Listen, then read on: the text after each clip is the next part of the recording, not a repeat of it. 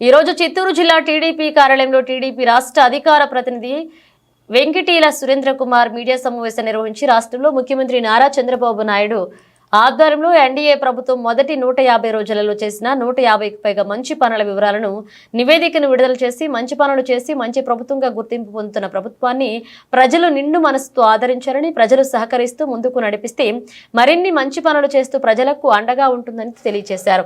150 రోజుల్లో చేసిన 150కి పైగా మంచి పనుల వివరాలను ఇందు వెంట జతపరచడమైంది. కూటమి ప్రభుత్వం అధికారంలోకి వచ్చిన తర్వాత 5 నెలల కాలంలో 150 పైగా మంచి పనులు చేసి ఇది మంచి ప్రభుత్వంగా గుర్తింపు పొందుతున్నది. రాష్ట్రంలో అభివృద్ధి కార్యక్రమాలను సంక్షేమ కార్యక్రమాలను సమతుల్యం చేసుకుంటూ సుపరిపాలన అందిస్తూ ప్రజల ఆదరణను చూరగొంటున్నది కూటమి ప్రభుత్వం. జగన్మోహన్ రెడ్డి గతంలో అధికారానికి వచ్చిన తర్వాత నవరత్నాల అమలు చేస్తామని చెప్పినా కూడా మొదటి 4 నెలల్లో కేవలం 250 రూపాయల పెన్షన్ మాత్రమే పెంచాడు. మిగతా కార్యక్రమాలు ఏది కూడా చేయలేదు. అయితే కూటమి ప్రభుత్వం అధికారానికి వచ్చిన వెంటనే అభివృద్ధి కార్యక్రమాలను సంక్షేమ కార్యక్రమాలను మొదలుపెట్టి అమలు చేయడం జరుగుతూ ఉంది. అందులో మొదటగా 3,000 రూపాయలు ఇచ్చే పెన్షన్ను 4,000 చేసి అమలు చేస్తున్నాం, పంపిణీ చేస్తున్నాం. దివ్యాంగులకు 3,000 నుంచి 6,000 రూపాయలు పెంచడం జరిగింది. ఆ పెన్షన్ కూడా 1వ తారీఖున ఇవ్వడం జరుగుతుంది. ఒకవేళ 1వ తారీఖు సెలవు అయితే 30వ తారీఖున కూడా పంపిణీ చేయడం జరుగుతూ ఉంది.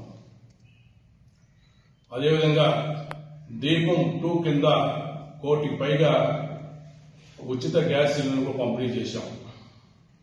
150 పైగా అన్నా క్యాంటీన్ను పునరుద్ధరించాం. ఇచ్చిన మాట ప్రకారం ఉచిత ఇసుకను అమలు చేయడం జరుగుతూ ఉంది.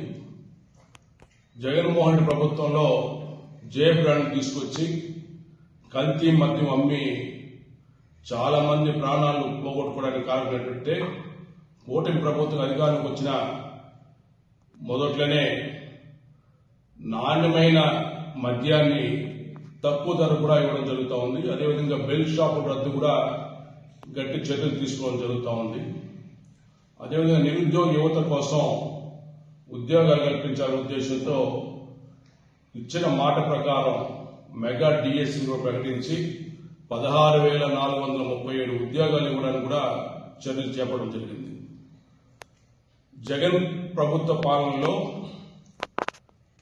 ల్యాండ్ టైటిల్ యాక్ట్ తీసుకొచ్చి ప్రభుత్వ భూములను అదేవిధంగా ప్రైవేట్ భూములను కూడా దోచుకోవడం జరిగింది.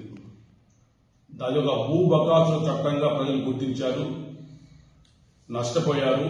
అటువంటి ల్యాండ్ టైటిల్ యాక్ట్ ను రద్దు చేసి దాన్ని పూర్తిగా కూడా నిలిపివేయడం జరిగింది.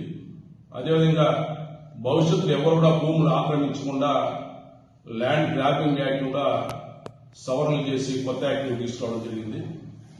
ఉద్యోగస్తులకంతా కూడా ప్రతి నెల 1వ తేదీనే జీతాలు చెల్లించడం జరుగుతూ ఉంది. అదేవిధంగా జగన్ పాలన 5 సంవత్సరాల్లో ఒక రోడ్లో పడినట్టు గుంతను కూడా పూడ్చలేకపోతే కూటమి ప్రభుత్వ అధికారులకు వచ్చిన వెంటనే కూడా 861 కోట్ల రూపాయలు రిలీజ్ చేసి రోడ్లన్నీ కూడా మరమ్మతులు చేయడం జరుగుతూ ఉంది. సంక్రాంతి లోపల ఇవన్నీ పూర్తి చేయడం జరుగుతుంది. అదేవిధంగా పంచాయతీలంతా కూడా నిధులన్నీ కూడా దారి మళ్లించేశారు జగన్ ప్రభుత్వంలో. కూటమి ప్రభుత్వం వచ్చిన తర్వాత ఈరోజు గ్రామాల్లో మళ్లీ సిమెంట్ రోడ్లు అదేవిధంగా పారిశుద్ధ్య కార్యక్రమాలను కూడా చేయడం జరుగుతోంది. 1,452 కోట్ల రూపాయలు పంచాయతీలకు, 340 కోట్లు మున్సిపాలిటీలకు రిలీజ్ చేయడం జరిగింది. ఇది కాకుండా కేంద్రం నుంచి గతంలో ఎప్పుడు లేని విధంగా పెద్ద ఎత్తున సాయం తీసుకురావడం జరుగుతూ ఉంది. అమరావతికి 15,000 కోట్ల రూపాయలను నిధులను తీసుకురావడం జరిగింది. పోలవరం నిర్మాణానికి 12,500 కోట్లు తీసుకురావడం జరిగింది. విశాఖ రైల్వే జోన్ కూడా ప్రారంభానికి చర్యలు తీసుకోవడం జరిగింది. విశాఖ స్టీల్ ప్లాంట్ కూడా ప్రైవేటీకరణ నుంచి రక్షణ కల్పించడం జరిగింది. 55,000 కోట్ల విలువైనటువంటి రహదారుల నిర్మాణానికి, అదేవిధంగా 70,000 కోట్ల విలువైన రైల్వే ప్రాజెక్టుల అమలు కూడా కేంద్రం నుంచి అనుమతి తీసుకోవడం జరిగింది. రైల్వే బడ్జెట్ లో గతంలో ఎప్పుడు లేని విధంగా 9,151 కోట్ల రూపాయలను కేటాయింపు చేసుకోవడం జరిగింది. అదేవిధంగా ఈరోజు పెట్టుబడులు తీసుకుంటే కూటమి ప్రభుత్వ అధికారికి వచ్చిన తర్వాత ఈరోజు వైజాగ్ లో 10,000 ఉద్యోగాలు కల్పించే దిశగా టీసీఎస్ ను కూడా మరి అక్కడ ఏర్పాటు చేస్తున్నారు. 2,800 కోట్లతో గోడ్రేజ్ కంపెనీ కూడా పెట్టుబడులు పెట్టడానికి రావడం జరిగింది. రామాయంపట్నం వద్ద 85,000 కోట్లతో బీపీసీఎల్ రిఫైనరీ రాబోతుంది. 70,000 కోట్లతో ఆర్సెల్ఆర్ మెటల్ సంస్థలు రాబోతుంది. ఆ విధంగా పెట్టుబడులు కూడా పెద్ద ఎత్తున రాష్ట్రాలు తీసుకోవడం జరుగుతూ ఉంది. ఇవన్నీ కూడా కేవలం 150 రోజుల్లోనే ఇన్ని మంచి కార్యక్రమాలు చేసి కూటమి ప్రభుత్వానికి ప్రజలు సంపూర్ణ సహకారం అందిస్తే భవిష్యత్తులో మరిన్ని కార్యక్రమాలు తీసుకోవడానికి కూడా గౌరవ ముఖ్యమంత్రి గారు, అదేవిధంగా కూటమి ప్రభుత్వం పనిచేస్తున్న సందర్భం తెలియజేసుకుంటూ ఇలాంటి మంచి ప్రభుత్వాన్ని ప్రజలు నిండు మనసు ఆశీర్వదించాలని కోరుకుంటున్నాను.